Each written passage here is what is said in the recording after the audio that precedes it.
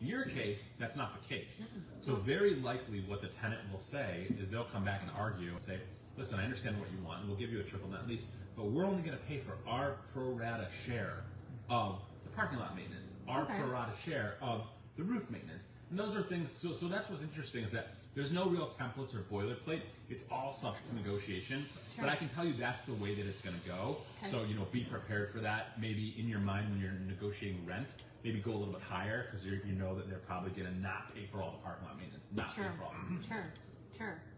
Yeah, I wouldn't even know. Like the first thing about pricing out that square footage, I wouldn't even know. I would tell you, this is a rents. perfect example of the power of brokerage. I would recommend a good leasing broker, and I could find you one that can help you because it sounds like you've got a lead on one tenant.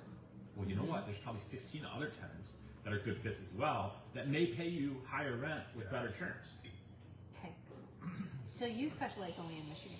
No, I all over the country. I just had a closing last week of a fast food restaurant in Virginia. Yeah. I'm looking at another building in Cincinnati, and it's an office space underneath apartments. Okay. And they have a lease through 2026, but in 2 years, I'm going to meet underneath somebody else. Well, do they have options?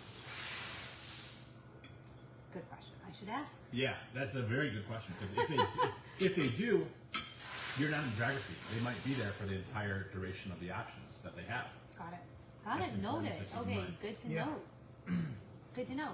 I'm interested in this building, not too far from here, and it's a vacant building. I think it will be a great storage unit. There's plenty of parking around it, and it's owned by somebody else who doesn't want to sell it.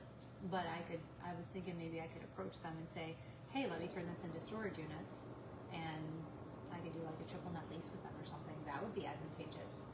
Leasing it from the current owner? No, just a thought. Yeah. But it's a vacant building, and it could make great money. Yeah, I mean, so for something like that, if you're going to invest, which I assume you would, a significant amount of money to do a build out for storage units, you want to make sure you have a long-term lease.